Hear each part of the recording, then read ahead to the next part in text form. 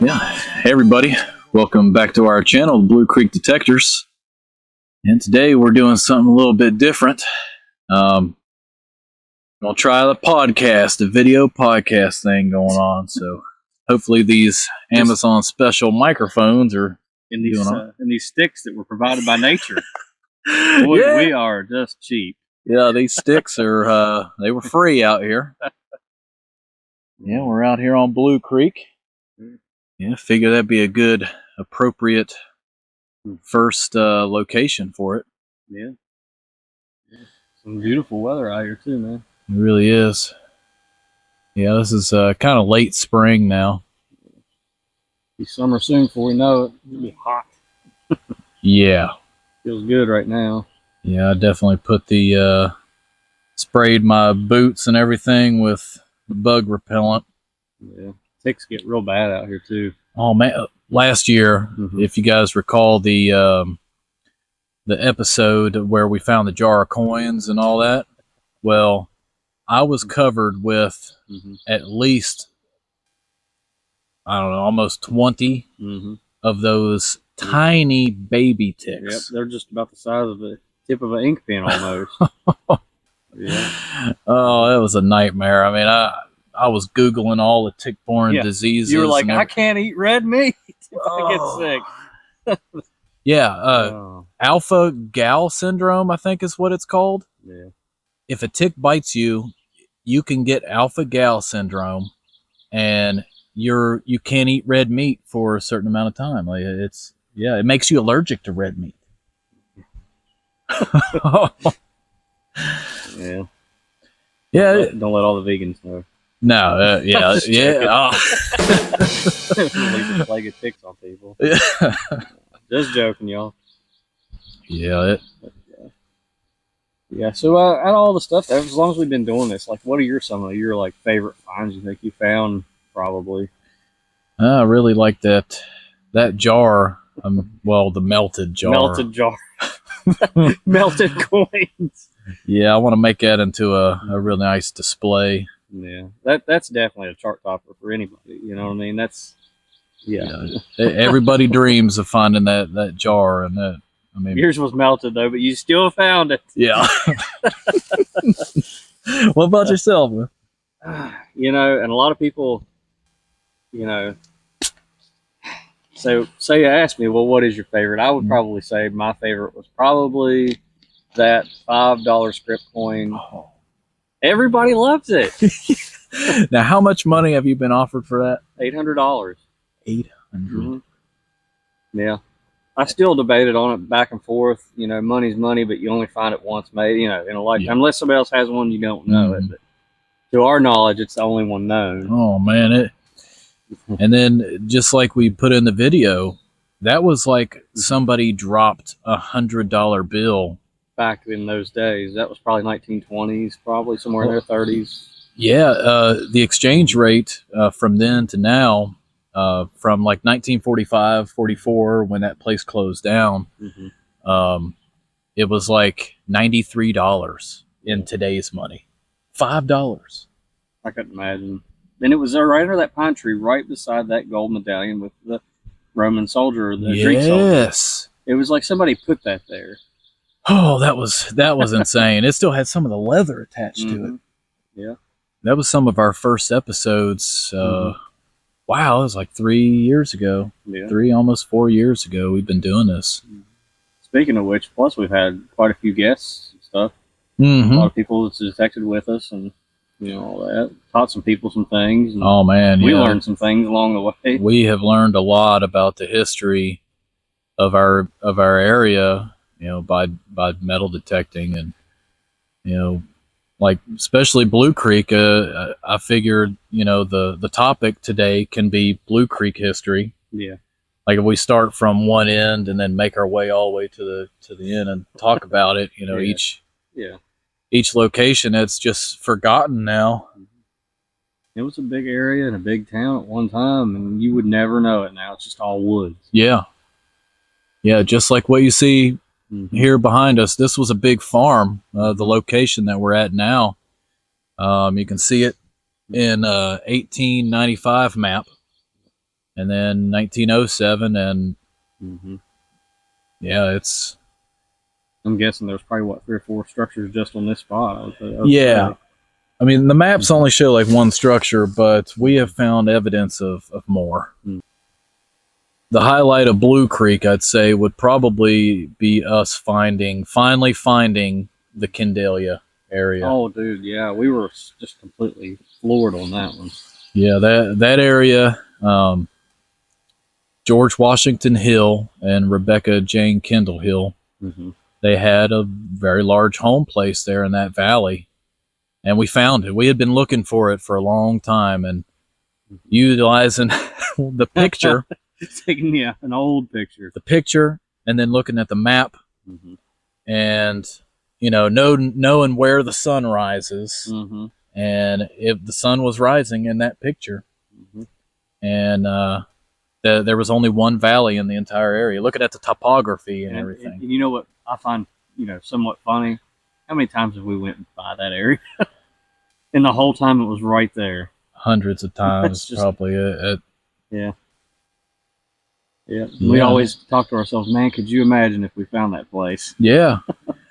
So Chad and I first started getting into metal detecting like right at the same time.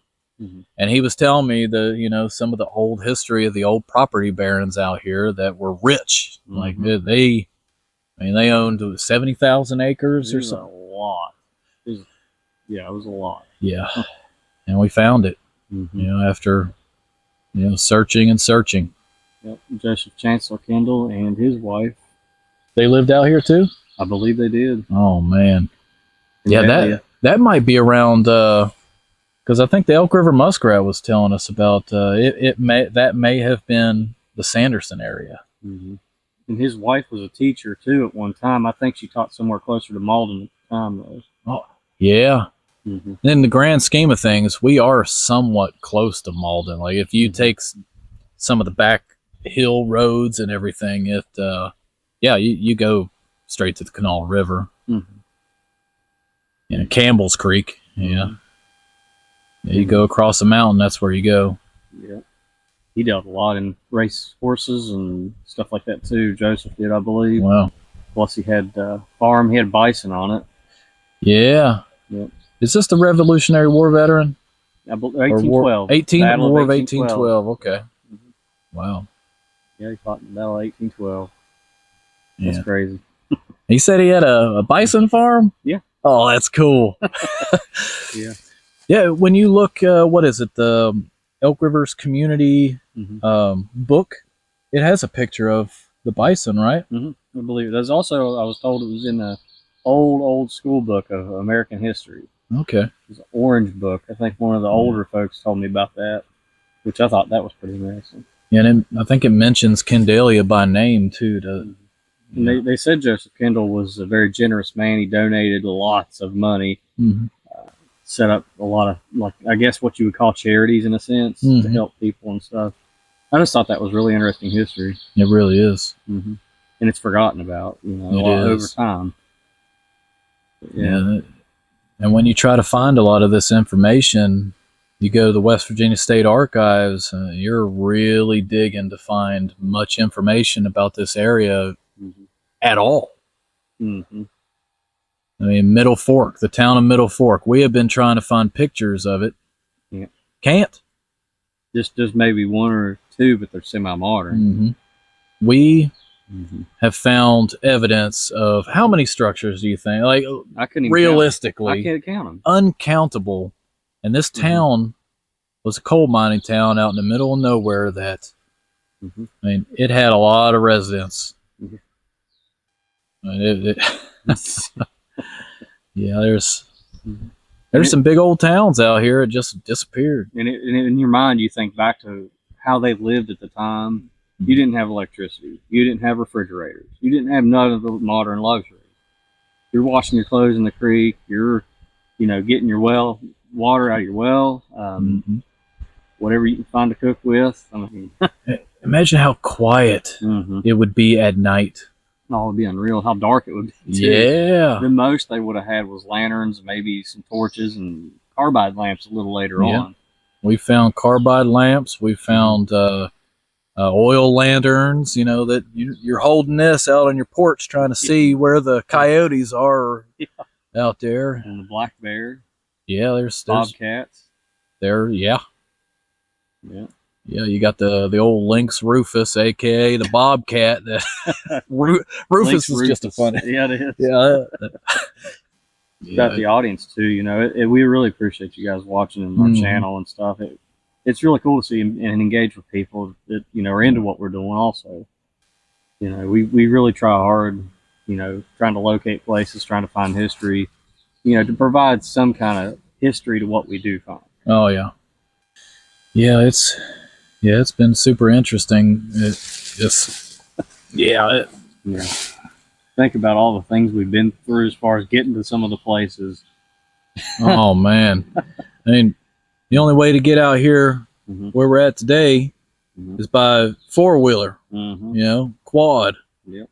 And I mean, you can't take regular vehicles out here now to what was once a thriving area.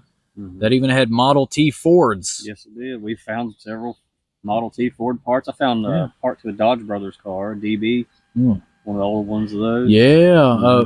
You know which model that was? I can't remember right off. I'd have to look at it again. It was one of those with the big wheels and stuff, though, right? Big, almost looked like a wagon wheel. Yeah, that's correct. Yeah.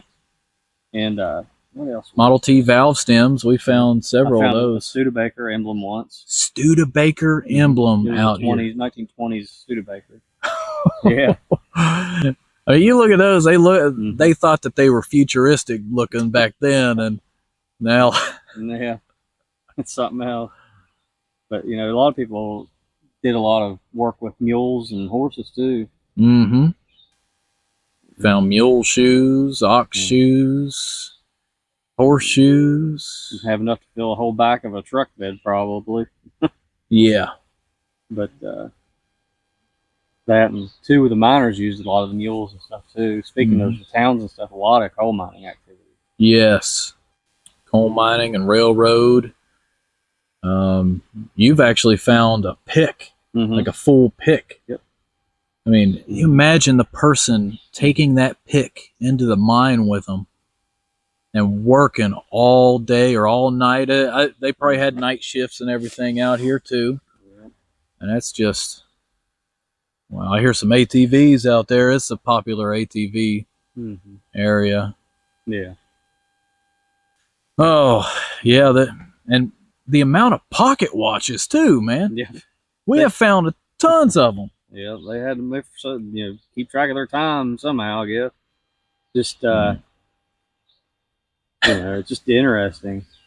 A lot of old clock frames, really old ones. Yeah, the grandfather clock, like the big one. The innards that held the gears, and you got the pendulum going back and forth, which I don't think we've ever found one of those. Not a pendulum yet, but lots of gears. Yeah.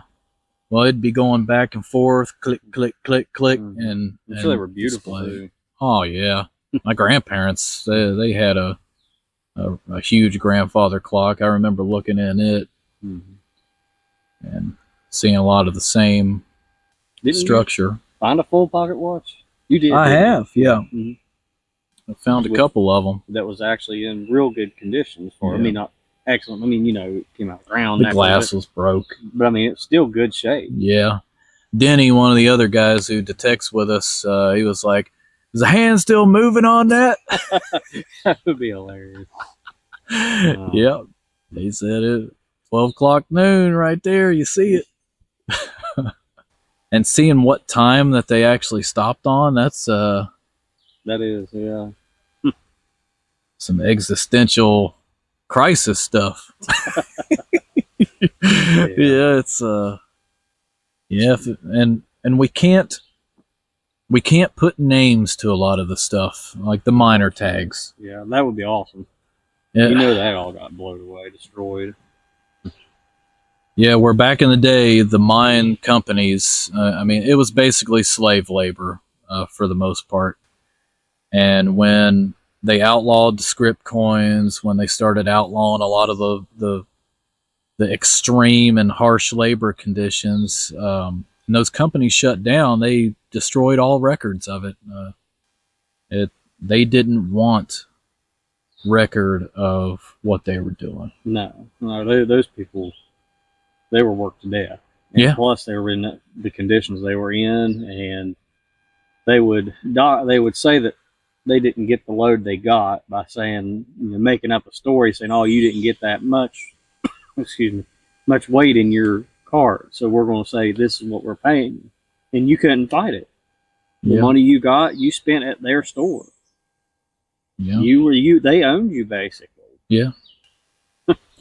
It's that old song talking about, working all the time and your soul is owned by the company store or whatever. There was a truth to that. Yeah, it really is. And we've found a lot of the evidence of that as well. Yeah, and they started the petition. They wanted paid in government money and stuff.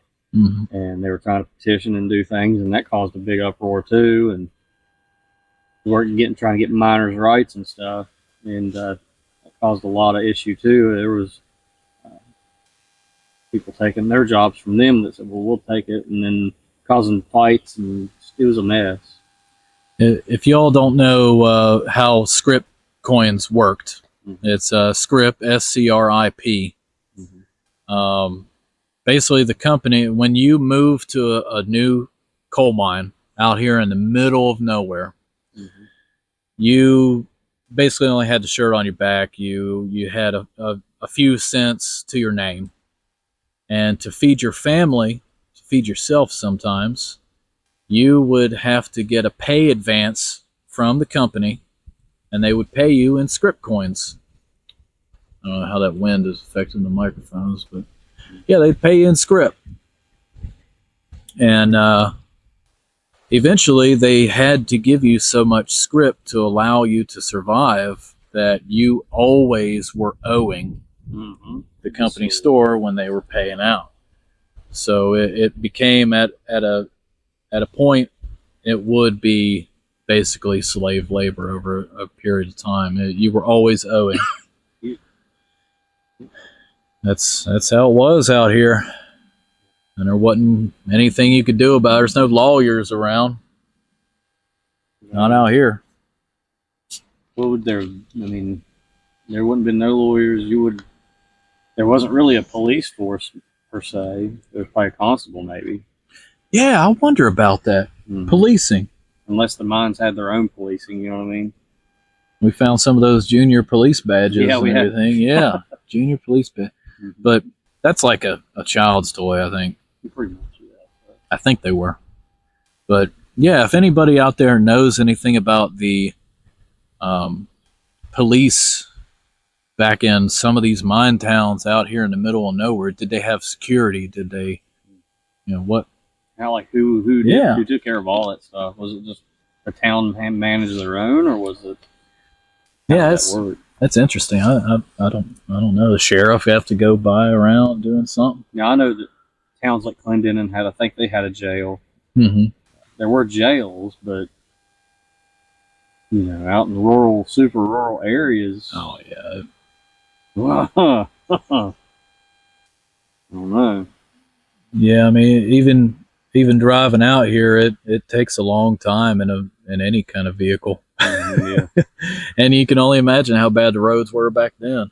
We get these wind storms out here and blowing the massive trees over and over in the roads now, and it's a nightmare to get out to some of these places. But imagine the trees falling back then, and you don't even have a chainsaw to clear it. You hope you have somebody that lives nearby you, right, with a double, one of those giant saws, cross-cut saws. Hopefully, you get everything cut up and moved out of the way. Yeah. Wow. That would be horrible. Just thinking about it. Yeah. I did stumble upon an old sawmill at one point, and that saw blade, I found a broken saw blade. I mean, it was an overload on the detector, but it was, the fragment was about this long, and it was that thick, and the teeth itself were probably about that thick. Yeah, man. That is wild, though. It is wild. We probably can't even fathom what they really had to deal with at that time. No. You're going home at the end of the day, and I mean, you really hoping you got somebody to cook. Yeah. Because I can imagine being so worn out from the mines and Having to do it yourself. yeah. Mm. Yeah, I wish there was a record of that stuff and who it was. Yeah. You know, who all around descended from the people that were out here. Yeah. There's a lot of hollers with may have been people's names attached to it. Yeah. There's you look at all the old maps and you see like a last name that is like Kuntz Avenue in Charleston. Or not Charleston, but in Clendenin, I mean. Oh, yeah. Or wherever, you know, yeah.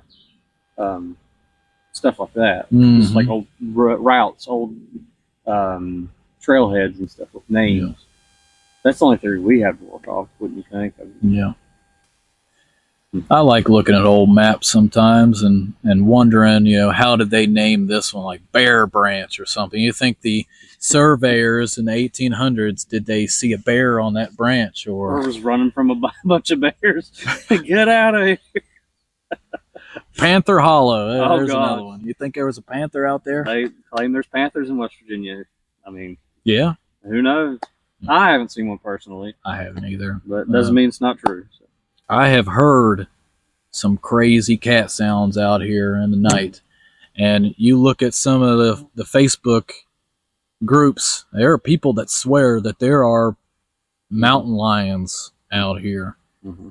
And, you know, my friend Chase and I, we were out at this one old mine. And it was dark. We had my telescope out there. And totally, yeah. I mean, the night sky. We were looking at Orion. I think the Orion Nebula through my telescope, and then I heard it. Mm-hmm. It didn't sound like a bobcat. Like a bobcat sounds almost like a person crying. Mm-hmm. Like it sounds, creepy. But this was like more like a row. Like it was. It made us both jump. We're like, what? Yeah. Like a lion or something. Gathered that telescope, ran back to the car, and and then I heard it again off the side of the hill. Wow. And you don't want none of that. No. I mean, you look at the sounds though. The sounds of bobcats. It didn't sound like a bobcat. And you've seen some big bobcats out here too. Yes, I have. Yeah, I've seen in my time of doing it. I've probably seen 2 or 3 black bear, two bobcat. We know there's skunks out here. Yeah. Luckily, we haven't ran on one of them. Mm-hmm. A lot of coyote, but we haven't had a close encounter. But we've had a semi-close encounter. Yeah. But yeah. Yeah, some of the coyote packs out here, they'll even have like, you'll be on top of a mountain in the middle of the night. You'll hear a coyote pack over here in this valley. You'll hear another one in another valley, and they sound totally different. It's the calls, yeah. That's always been super interesting. You know, and how many times since we're speaking of being out and doing it, how many times we got stung by bees? Oh, too many. The yellow jackets. There it is. The yellow jackets are monsters. And it hurts. Yep.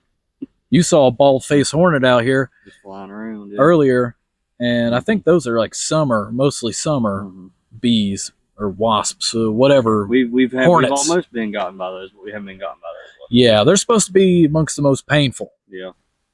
But yellow jackets, man, they get you and they keep getting you. They do. And they're just like a swarm. They will sting you multiple times. Yep.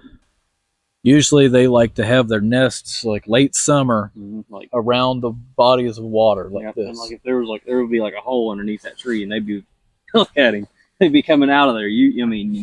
Once you're hit, they're coming after you. Yep. They get that pheromone or whatever it is they got. Yep. They're after you. Don't matter how far or where you run.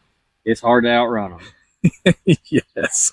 That Coyote Peterson guy, he did a study on how far that they'll chase you. And I'll put the info right here, how far they'll chase you. But Yeah. it was quite the distance. I figure. I know they're mean, and then too, like once you start healing, I mean, it itches like crazy. Mm-hmm. Yeah, yeah. We've encountered a lot of stuff just doing metal detecting. Yeah, and I got my snake chaps out here right Snakes, now. That's another thing we've ran into. Yeah, after that copperhead last year, when he found that that awesome Catholic medallion, right behind us, sitting right next to a tree, was an adult copperhead. Then out at Dorothy, there was a copperhead that just slithered right in front of us. You told me that. I said I just walked right through there. And I remember that. I said I was glad that I had my snake chaps on. Yeah. They're rated to take a 22 bullet. So we hopefully haven't tested it yet, but we don't hopefully have to test it. Yeah. Yeah, hopefully, it stops the fangs from piercing it. Yeah. Yeah, that's one of the things that we do have to tend to worry about while we're out here. Is if something happens to either one of us too, and I made sure he knows, how to operate the four-wheeler, and I know how to operate the four-wheeler too. So I totally forgot. No, he didn't. I have totally forgot how to operate that four-wheeler. He's got a special secret code on it, so anti-theft. Yeah. So yeah, I don't remember now. Yeah. But I mean, when you are metal detecting, it is always a good idea to either let somebody know that you're going somewhere or have somebody go with you. Yeah. Because you don't want to be stuck out somewhere like this and not have no help. Oh, yeah. That has happened to me before. I took my 4Runner out way out in the middle of nowhere. No, yeah. I know where this is going. The creek was rising as I was out there, and every creek crossing got deeper and deeper. And when I shut my vehicle off, I guess my starter had got water in the breather of it. And I tried starting it. Nope. Wouldn't turn over whatsoever. So I climbed to the top of this mountain just to get service. And I was lucky that Chad answered his phone. Yep. It was like probably, what, 8 o'clock or something? It was nighttime. It was nighttime, yeah. So you were navigating through laurel thickets, briars, brush, and everything to get to the top of the mountain in pitch black. Pitch black. I couldn't see. Phone call. I couldn't see anything, man. Yeah. And I luckily got service.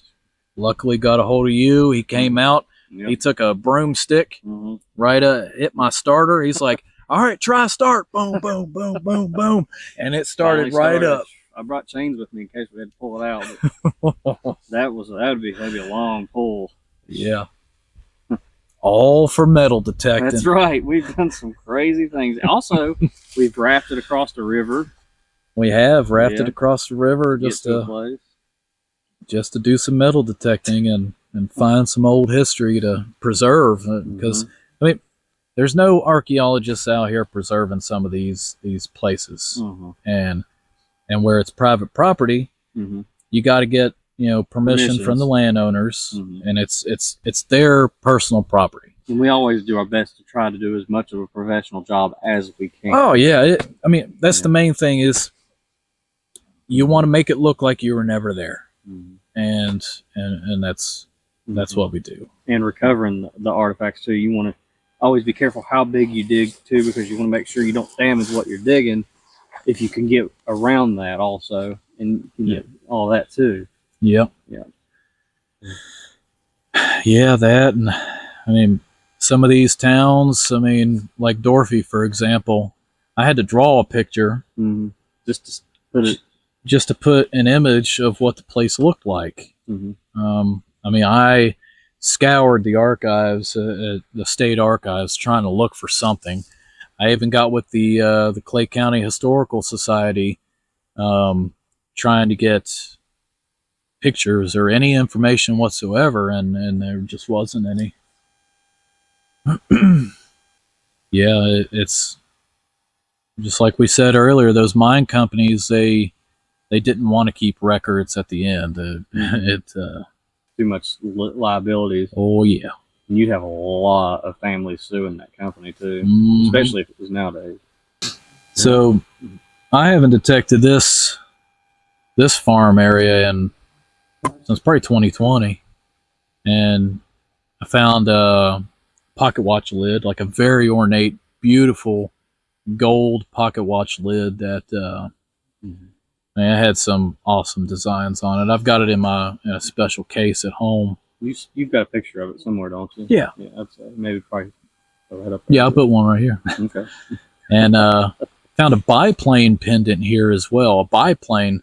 So that would have to put this place at least after World War One.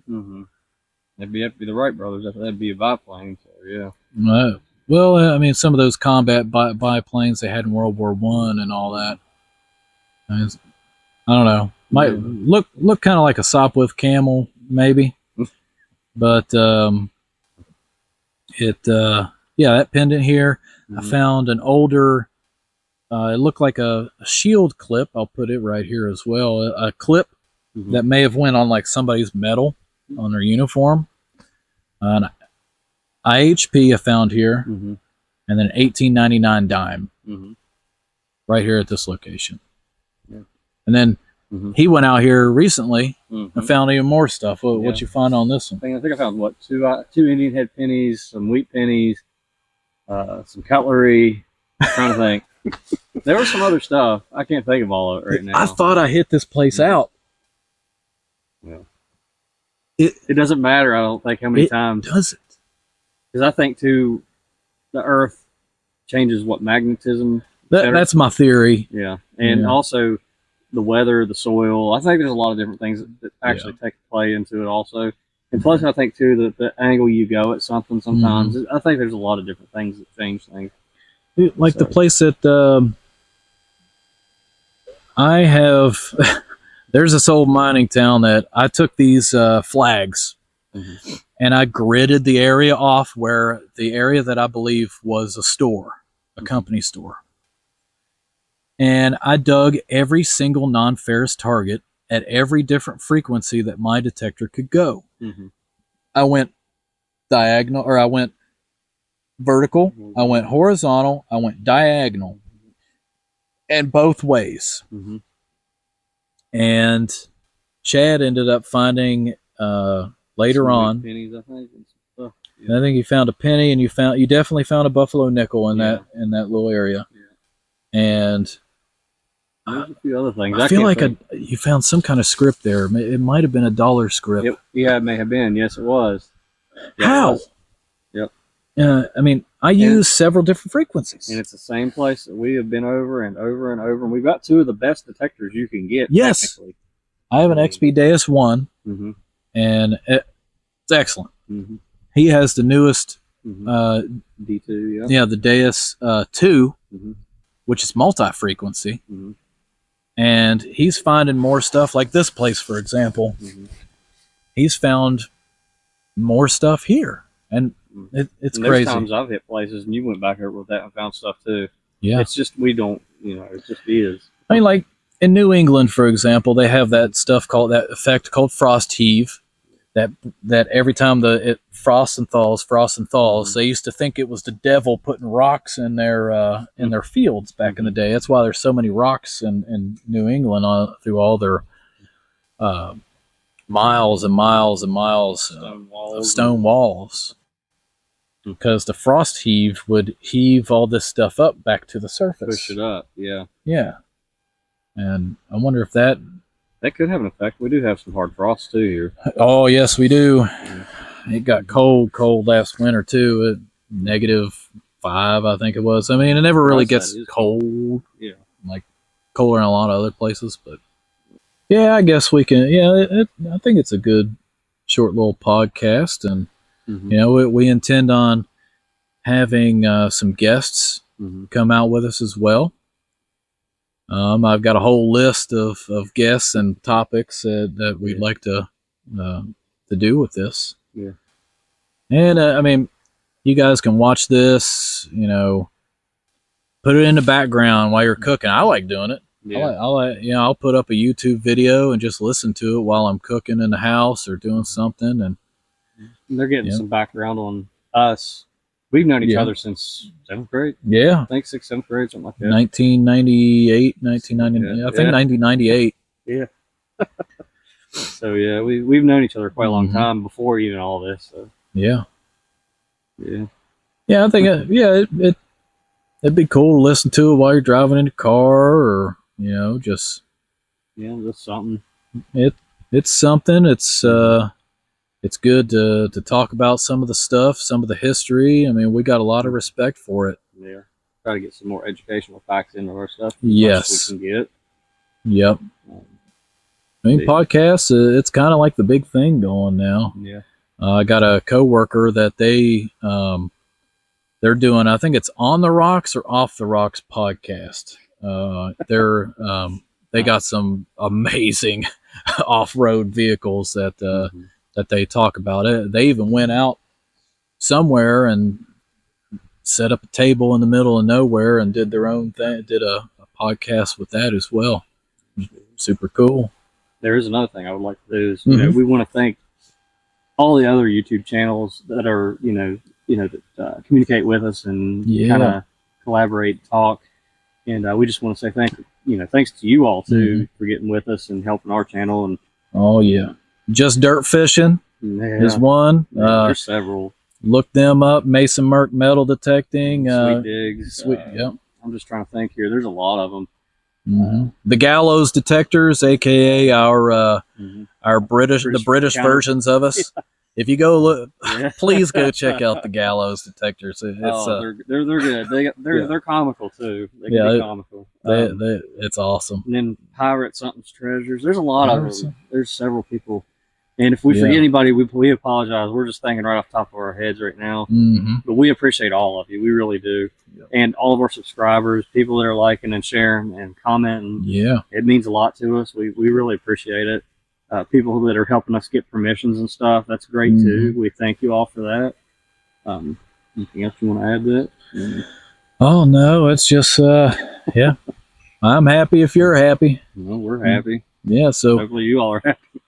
Today we're gonna do a little bit more detecting on a few different spots, and hopefully we might come up with something. But sometimes we do, sometimes we don't. That's part of it. That is true. And we've been out here many times. Many. So like, what's that you always say in your intros on your videos? Sit back and relax. And enjoy. Yep. Yeah. Have a good one, everybody. Yeah, we're gonna detect this place, and then probably head on down the road. Yeah. See what else is out there. All right, cool.